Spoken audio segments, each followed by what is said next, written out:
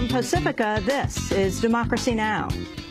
Colonel Carrozza described the conditions as, quote, Auschwitz-like, end quote. Oftentimes, Afghan doctors and nurses would demand bribes in exchange for care. Those who could not afford to do so died in their hospital beds. An explosive congressional investigation has revealed horrific new details about a U.S.-funded military hospital in Afghanistan that kept patients in Auschwitz-like conditions. We'll air shocking photos from inside the hospital and speak with reporter Michael Hastings. Then the case of Army Private Danny Chen, who allegedly took his own life in Afghanistan after he was abused by his fellow soldiers and superiors on an almost daily basis in what's been described as racial hazing. His sergeant has been found not guilty of negligent homicide, but sentenced to 30 days in a military jail for lesser charges. I think the reputation of the Army is definitely tarnished when they allow a convicted sergeant for racial maltreatment to remain in the Army.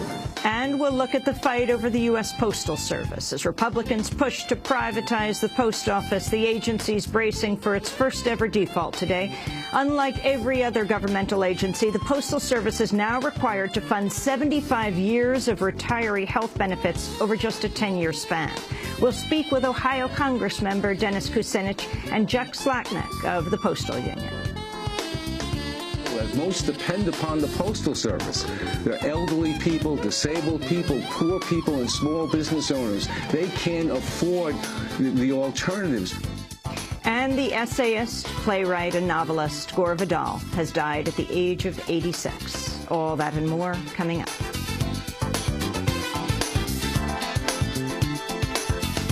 Welcome to Democracy Now!, democracynow.org, the War and Peace Report. I'm Amy Goodman. Syrian rebels are claiming to be in control of more than half of Syria's largest city, Aleppo, after days of clashes with government troops. The regime of Syrian President Bashar al-Assad has offered competing claims, saying it's forced opposition fighters to retreat from key areas. The fighting in Aleppo has driven tens of thousands from their homes.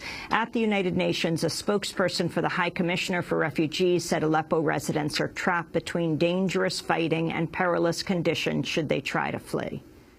We are particularly concerned about the continuous raging armed violence that is now taking place in Syria's most populous city, Aleppo, where we are witnessing, and our partners are witnessing, that thousands of frightened residents are seeking shelter in schools, mosques, public buildings. These are the people who haven't fled the city, haven't had the means, or feel that it's too dangerous to make that journey. We are getting indications that the journey is wrought with armed gangs, roadblocks, blocking the way. In other Syria news, exiled Syrian activists have announced a new opposition group seeking to form a transitional government. The Council for the Syrian Revolution marks a challenge to the larger Syrian National Council, which was formed nearly a year ago.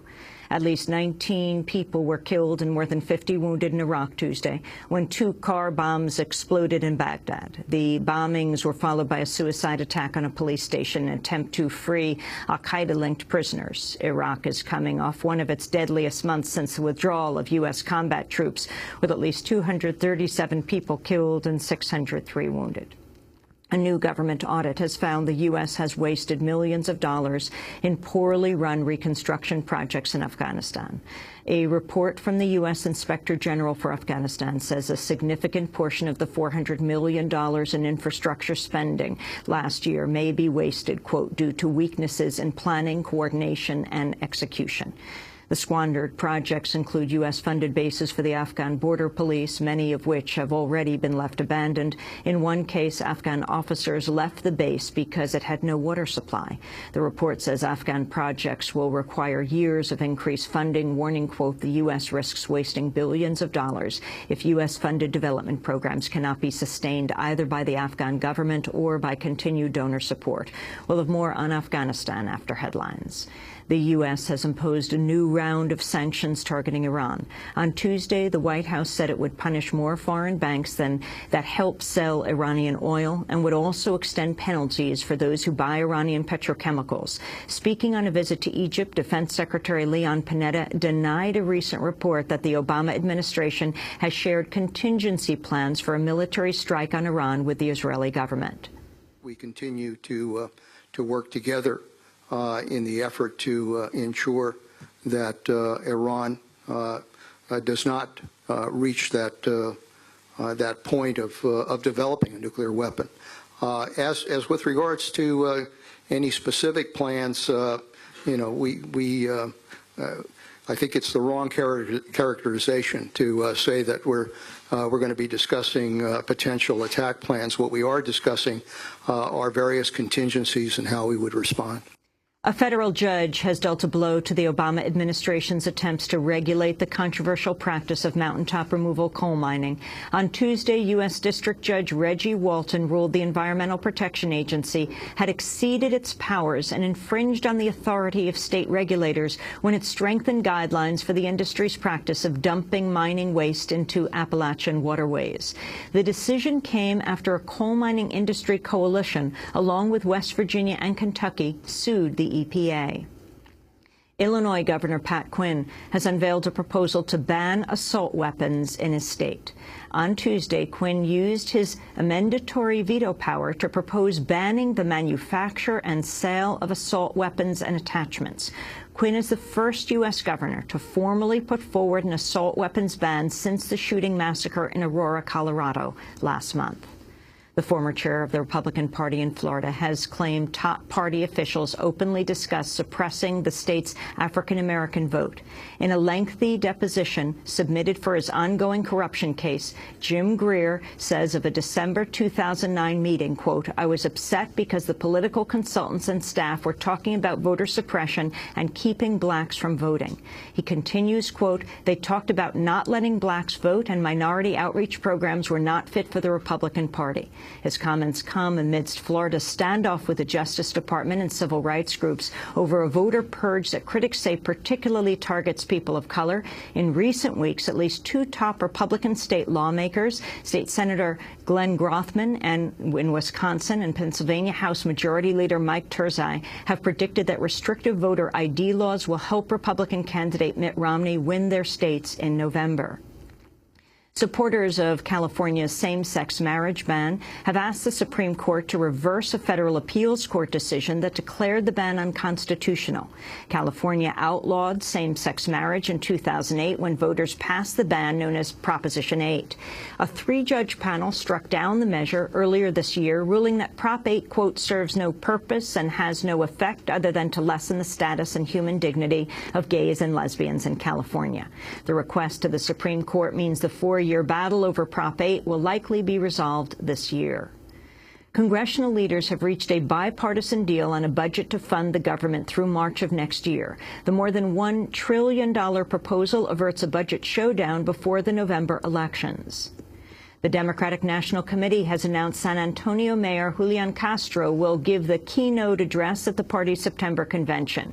Castro will be the first Latino to keynote the DNC. India's restored electric power across the country after a massive outage that affected nearly half its population of 1.2 billion. More than a dozen states with about 670 million people were left without power Tuesday. It was the worst energy crisis to hit India in more than a decade.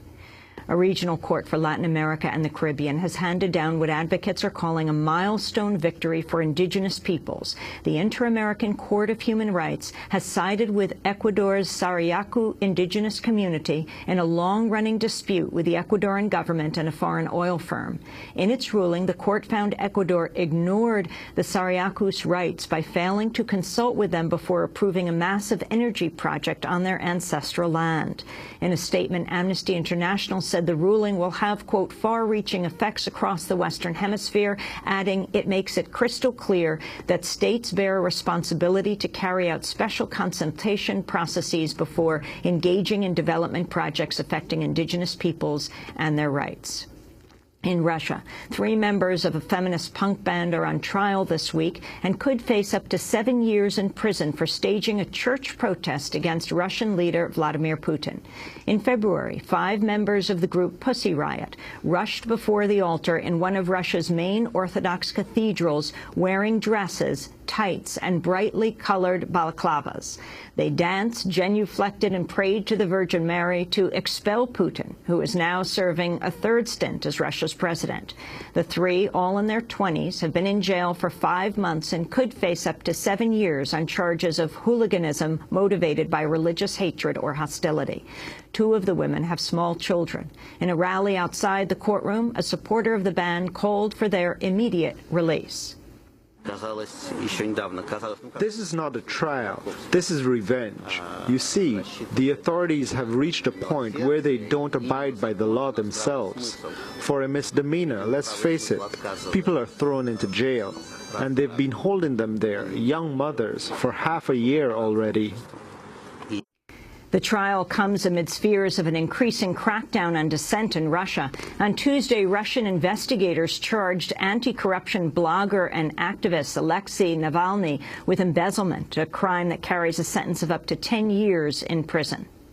The author Gore Vidal has died at the age of 86. A national icon who authored more than 20 novels, 5 plays, Vidal was one of the best-known chroniclers of American history and politics. He dedicated his work to writing and critiquing the injustices of U.S. society. In a 2004 appearance on Democracy Now!, Gore Vidal talked about the role of democracy in the U.S., dating back to the Constitution. The word democracy is not only never mentioned in the Constitution of the United States, but democracy was something that the Founding Fathers hated. This is not generally known because it shouldn't be known, but it is. I wrote a little book about it called Inventing a Nation that Yale published last year. Our founders feared 2 things. One was the rule of the people, which they thought would just be a mess. And they feared tyranny, which we'd gone through King George III. And so they wanted a republic, a safe place for men, white men of property, to do business in. This is not ideal, but it's better than what we have. So here we are bringing democracy to the poor Afghans, not only to real democracy, of course, in the prisons, which we specialize in everywhere. And which, one interesting thing that came out of all that mess was now the world knows how we treat Americans in American prisons. All that behavior, the humiliation and violence and so on, that is typical of not so much of federal prisons somewhat, but state prisons, municipal prisons, detention centers. This is the nation of torture. And those who disagree with me, you can write an angry letter at this very moment, if you can write at all. Sit down and write an angry letter to the Commander-in-Chief and have him examine the prisons. Well, on that note, I want to thank you very much for being with us, Gore Vidal. Well, I just barely started. And those are some of the headlines. This is Democracy Now!, democracynow.org, The War and Peace Report. I'm Amy Goodman. And I'm Nermeen Sheikh. Welcome to our listeners and viewers around the country and around the world.